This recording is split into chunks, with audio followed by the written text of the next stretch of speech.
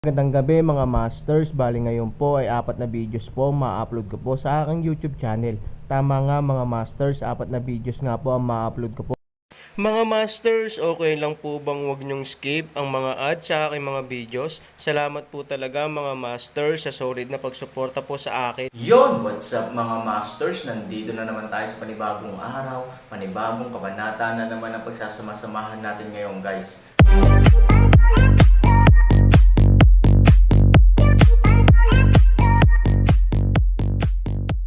Bali mga masters, kung bago ka pa lang po sa aking YouTube channel, please click the subscribe button, lalong-lalo na po yung notification bell guys, para maging connected pa rin tayo sa isa't isa at maging updated kayo sa mga susunod ko pang video.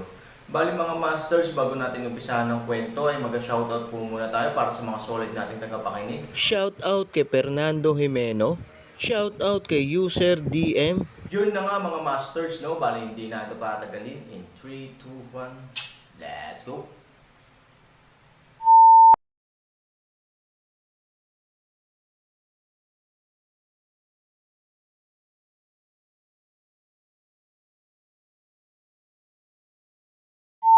Kabanata 2836 hanggang 2840. Sinabi ni Yang Bin na dahil sa kanyang opinyon, ang lakas ng Aaron ay hindi kontrolado ng pamilyang Han. Ang pinakamalakas na tao sa pamilyang Han ay si Yan Jun, na pamilyar kay Song Yun. Minsang tinalakay ni Yang Bin ang isyong ito kay Song Yun, at ang pangungusap ni Song Yun ay nagpaalala kay Yang Bin ng malalim. Sinabi ni Song Yun na kahit magkatrabaho sila ni Yan Jun, natatakot ako na hindi sila ang kalaban ng Aaron. Sa ganitong mga kondisyon, paano makukulong ang Aaron ng pamilyang Han? Kaya kung mangyari ito, dapat na nasa ilalim ng kondisyon na hindi lumaban ang Aaron Han. Ngunit ang gayong pahayag ay nagpaparamdam kay Yang Wanlin na kakaiba. Napakalakas ng Aaron, paano siya papayag na makulong ng pamilya Han ng walang dahilan? At handa siyang mawala ang kanyang kalayaan. Wala itong saysay. Lao Tzu, sabi mo voluntaryo ang Aaron. Bakit niya ginawa iyon? Kainahinalang tanong ni Yang Wanlin. Ang seryosong ekspresyon ni Yang Bin, biglang nagpakita ng ngiti, parang may iniisip. Si Yang Wanlin ay nasa kawalan. Hindi niya alam kung nasaan ang ngiti ni Yang Bin. Maghihintay na lang siya na magpaliwanag si Yang Bin sa kanya. Tulad ng alam nating lahat, binibigyang halaga ni Nangong Chenkyu ang dalawang magkapatid. Ang Aaron ay nakatira sa bahay ni Han sa ngalan ng basura. Natatakot ako na gusto lang niyang patunayan ang kanyang sarili sa pamamagitan ng paggawa nito. Sabi ni Yang Bin. Hindi pa rin maintindihan ni Yang Wanlin. Napakasimpleng bagay na patunayan na mayroon siyang lakas ng Aaron. Bakit kailangan niyang gumawa ng napakaraming trick? Lao Tzu, hindi ko pa rin maintindihan, sabi ni Yang Wanlin. Bakit lumitaw si Han Jun bilang Aaron? Ito ay malamang na inspirasyon ni Nangong Chenkyu. Kahit si Nangong Chenkyu ay naglalayo na hayaan si Han Jun na magdala ng pangalang Aaron at manloko sa labas. Kaya't ikinulong ni Nangong Chenkyu ang Aaron. Kung bakit Aaron hindi tumanggi, natatakot ako na sinamantala ni Aaron ang sitwasyon na dapat niyang hulaan na si Han Jun ay ilantad ang kanyang pagkakakilanlan at magdudulot pa ng malaking gulo, tanging ang Aaron lamang ang makakapagligtas kay Han Jun. Ito ang pagbaliktad ng katayuan. Nang magkaproblema si Han Jun, gustong iligtas ni Nangong Chenkyu si Han Jun, kaya kailangan niyang tanungin si Aaron. Sa wakas ay naunawaan ni Yang Wanlin ang malinaw na paliwanag ni Yang Bin, ngunit sa kanyang opinyon, ito ay hindi kailangan, mahirap at maingat. Gusto ni Han Sanchen, patunayan ang kanyang sarili sa harap ni Nangong Chenkyu na siya ay may mas maraming at mas mahusay na mga pagkakataon upang pumili ng maraming bagay. Lao Tzu, bakit hindi niya binago ang isang mas simple at direktang paraan? Ang gusto ay hindi lamang patunayan ang kanyang sarili, ang pinakamahalagang bagay ay ang pagmamakaawa ni Nangong Chenkyu. Nakangiting sinabi ni Yang Bin na karapat-dapat siyang maging matandang Zorro sa shopping mall. Sa ilang mga detalye, naisip pa niya ang pangkalahatang plano ng Aaron. Pero para kay Yang Bin, hula lang ito sa ngayon, at hindi siya sigurado kung totoo ito. Ngunit ayon sa linyang ito ng pag-iisip, alam ni Yang Bin kung ano ang dapat niyang gawin para mas mahusay na makipagtulungan sa Aaron, at kahit na nagpapasalamat si Aaron para sa kanya. Mula nang malaman na ang Aaron ay isang malakas na tao ng Apocalypse, Iniisip ni Yang Bin sa lahat ng oras kung paano magtatag ng isang mas mahusay na relasyon sa Aaron. Ang tatlong pamilya sa Yanjing ay nagtatrabaho ng husto sa loob ng maraming taon, at hindi kailanman nagkaroon ng isang kasabihan ng tagumpay o pagkatalo. Noong una, inakala ni Yang Bin na hindi niya makikita ang tatlong pamilya sa kanyang buhay, ngunit ang hitsura ni Aaron ay nagbigay ng pag-asa kay Yang Bin. Hanggat ang tulong ng Aaron, ang pamilyang Yang ay tiyak na makakarating sa tunay na rurok, kung saan matatanaw ang dalawa pang pamilya. Hayaan mo siyang umuwi bukas, sabi ni Yang Bin kay Yang Wanlin. Laozu, may paraan ka ba para patunayan ang kanyang pagkakakilanlan? Nagtataka na sabi ni Yang Wanlin. Kailangan mo bang patunayan ang pagkakakilanlan niya? Kung siya ay Aaron, paano siya mabubugbog ng isang grupo ng maliliit na gangster? Ano ang utak mo? Saway ni Yang Bin. Hindi mapigilan ni Yang Wanlin na paliitin ang kanyang leeg at masasabi lamang, Laozu, alam ko kung paano ito gagawin. May ibang gustong sabihin si Yang Bin, ngunit pagkatapos bamaantong hininga, pumunta siya sa kanyang silid. Si Yang Wanlin ay talagang mahusay, at siya rin ang pinakamalamang na susuporta sa pamilyang Yang sa mga nakababatang henerasyon ng pamilyang Yang. Ngunit ang pinakamalaking pagkukulang niya ay hindi niya maisip at matrato ang mga problema sa simpleng paraan, na siyang pinaka-hindi nasisiyahang lugar para kay Yang Bin. Sa kasamaang palad, ang ganitong uri ng bagay ay hindi malulutas ng mga tagalabas. Si Yang Wanlin lang mismo ang makakaintindi nito at matututong mag-isip ng malalim. Ang buntong hininga na ito ay nagpalamig sa puso ni Yang Wanlin. Ni hindi niya alam kung ano ang ginawa niya, na magiging dahilan para maging ganito ang ugali ni Yang Bin. Gayunpaman, alam ni Yang Wanlin na hanggat siya at si Aaron ay maaaring magkaroon ng mas malalim na relasyon, ang tanging pagpipilian para sa pinuno ng pamilya ay siya pa rin. Sa kabilang banda, si Hanjun, na nabugbog ng sakit, ay bumagsak sa lupa at nagpahinga ng mahabang panahon bago siya makaupo. Sa panahong ito, siya ay itinuturing na isang lasing. Paminsan-minsan, ang mga dumadaan ay malayo sa kanya. Ang sakit ng buong katawan ay parang namamatay si Hanjun. Kailan kaya siya mabubugbog ng ganito kalungkot kung kailan hindi pa siya napagkamalan mula noong bata pa siya? Pagkatapos kunin ang telepono, ini-dial ni Hanjun ang mobile phone ni Nangang Chenkyu. Nang nakakonekta ang telepono, nagsimulang umiyak si Hanjun, Lola, binugbog ako. Halika at tulungan mo ako. Natulog na si Nangang Chenkyu, dahil alam niya kung ano ang mangyayari kay Hanjun ngayong gabi, kaya hindi niya binalak na hintayin si Hanjun na umuwi, at ang tawag na ito ay direktang gumising kay Nangang Chenkyu, ano ang problema? Paano ka matatalo? Ginawa ba ito ni Yang Wanlin? Ang unang reaksyon ni Nangang Chenkyu ay ang pagkakakilanlan ni Hanjun ay kinikilala ni Yang Wanlin, kaya sasalakayin ni Yang Wanlin si Hanjun, ngunit ito ay masyadong mabilis, at paano makikita ni Yang Wanlin ang pagkakaiba sa pagitan nila, hindi, ito ay isang gang ng mga gangster. Aaron dapat nagkasala sa kanila, kaya naghiganti siya sa akin, nagngangalit si Hanjun at sinabi na ang puot na ito ay natural na mabibilang sa Aaron. Hindi niya matatalo ang mga gangster na iyon. Maaari rin niyang parusahan si Aaron gamit ang kamay ni Nangang Chenkyu, na isang paraan para mailabas ang kanyang galit, nasaan ka? Sasanduan kita agad, sabi ni Nangang Chenkyu. Iniulat ni Hanjun ang address. Agad na bumangon si Nangang Chenkyu, nagbihis at nagmaneho papunta sa lugar kung nasaan si Hanjun. Nang si Nangang Chenkyu ay bumagsak sa lupa at nakita si Hanjun na nakaupo sa lupa, agad siyang nalungkot, Junior, kamusta ka na ba? Puro Aaron. Siya ang nanakit sa akin. Kung hindi niya pinukaw ang mga masungit na tao, paano ako mabubugbog? Nababahala si Nangang Chenkyu. Nang marinig ang sinabi ni Hanjun, hindi niya maiwasang ilagay ang kanyang galit sa Aaron, huwag kang mag-alala, babalik si Lola, at turuan ng leksyon ang asong iyan sabay-sabay. Dalhin si Hanjun sa bahay. Nangang Chenkyu ng personal para sa Hanjun pakikitungo sa nasugatan na lugar, at payapain Hanjun sa pagtulog, ang matandang babae madilim na pag-ibig, ay dumating sa cellar. Si Aaron, na nakakulong sa isang kulungang bakal, ay mukhang napakahiya sa ibabaw. Total, kalahating buwan na siyang hindi naliligo. Ang hitsura ng puntong ito ng oras ay talagang nagulat sa akin. Mahirap ba para sa mga taong nakabaon sa loo sa kanilang leeg na hindi mahilig matulog ng labis?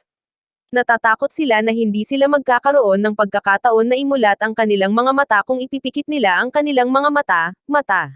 Sabi ng Aaron. Si Nangang Chenkyu ay hindi madaling magalit, ngunit dahil si Hanjun ay nasugatan ng Aaron, siya ay lubos na nag-apoy sa mga salita ni Aaron.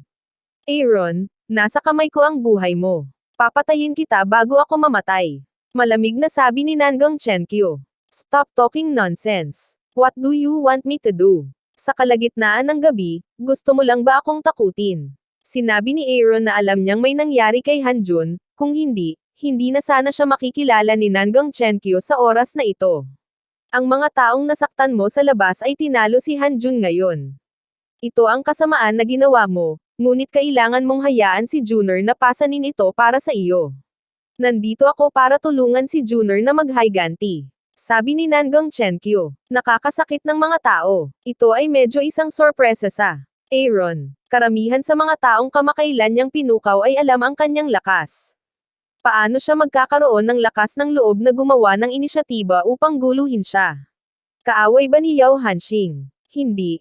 Kung kaaway ni Yao Hanxing, hindi na magkakaroon ng pagkakataong mabuhay si Hanjun. Kaya nga hindi niya kayang magpanggap na ako. Kung ako, dapat sila. Pero kung gusto mong ipaghiganti si Hanjun, lumapit ka sa akin. Nakakatawa. Bakit hindi mo puntahan ang taong bumugbog sa kanya? Nakangiting sabi ni Aaron. Yung mga tao, natural ko na malalaman, pero ikaw din ang may kasalanan. Sabi ni Nangang Chenkyu na may malungkot na mukha. Nang lumapit siya sa hola, patuloy niyang sinabi kay Aaron, alam mo ba kung para saan ang hola? Bagamat hindi pinahahalagahan ang Aaron sa pamilyang Han, siya rin ang pamilyang Han. Natural, alam niya ang kahalagahan ng lugar na ito. Minsan ay nagpalaki si Nangang Chenkyu ng isang mabangis na aso at kinagat ang maraming katulong ng pamilyahan. Siya ay mabangis sa kalikasan, kaya nagtayo si Nangang Chenkyu ng napakalaking kulungan sa cellar upang disiplinahin ang mabangis na aso. Ang bakal na hola na ito ay hindi lamang maaaring paghigpitan ng mabangis na aso, ngunit mayroon ding function ng electric shock na ginagamit upang mapaamo ito. Sa kasamaang palad, ang mabangis na aso ay napakalakas sa kalikasan na ayaw sumunod kay Nangang Chenkyu, kaya nakuryente ito ni Nangang Chenkyu. Naalala ko na tinawag itong Wolf Sister. Nakuryente ka ng buhay, sabi ni Aaron. Madilim na tumawa si Nangang Chenkyu at sinabing, alam mo lang. Naalala ko noong namatay ito, napakalungkot. Hindi ko alam kung ano ang gagawin mo. Sa oras na ito, nasa kamay ni Nangang Chenkyu ang remote control switch. Napakalamig ng mga mata ni Aaron. Alam niyang hindi siya binibiro ni Nangang Chenkyu, at sa mga mata ni Nangang Chenkyu, maaaring hindi siya kasing galing ng isang aso. Nangang Chenkyu, kapag tinanong mo ako, hihilingin kong lumuhad ka at manalangin. Sabi ni Aaron na nagngangalit ang mga ngipin. Tila nakarinig si Nangang Chenkyu ng isang internasyonal na biro, humagalpak ng tawa, at pagkatapos ay pinindot ang button. Ang electric current ay agad na tumagos sa katawan ni Aaron, at ang malakas na impact ay nagpanginag sa Aaron. Nasiyahan si Nangang Chenkyu sa panunood ng lahat ng ito, tulad ng pagkakita sa makulit na kapatid na lobo. Aaron, that's the end of being right with me. Magmakaawa ka. Basta magmakaawa ka, pakakawalan kita. Sabi ni Nangang Chenkyu. Ang pakiramdam ng electric shock ay nagpapasakit sa Aaron, ngunit hindi ito kasing ganda nang hindi niya matanggap.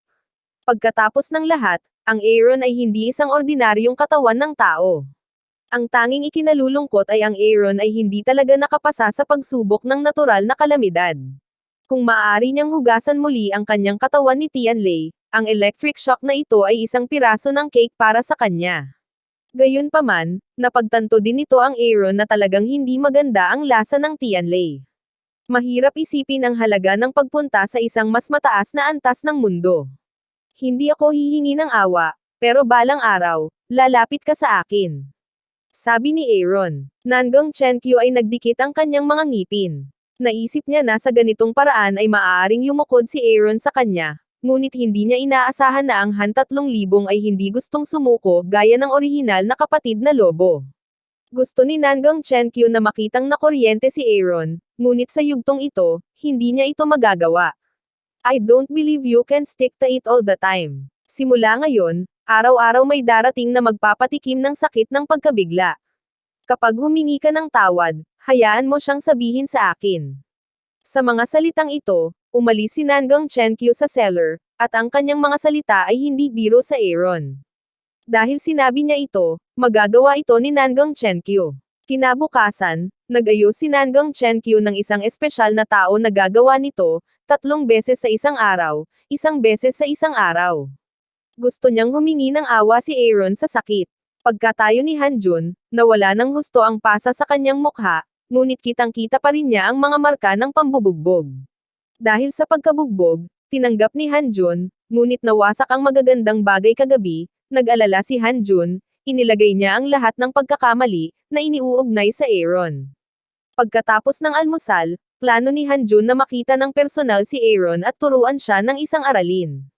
Ngunit sa oras na ito, tumunog ang kamay ni Aaron, at ang tumatawag ay si Yang Wanlin. Lola, tinawag ako ni Yang Wanlin. Agad na natagpuan ni Hanjun si Nangong Chenkyu. Hindi niya alam kung ano ang gagawin, kaya kailangan niyang humingi ng tulong kay Nangong Chenkyu, kunin ito at tingnan kung ano ang gusto niyang gawin, sabi ni Nangong Chenkyu.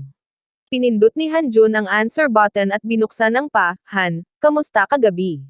Hindi masama ang mga babaeng inayos ko para sa iyo na nakangiting tanong ni Yang Wanlin kay Hanjun.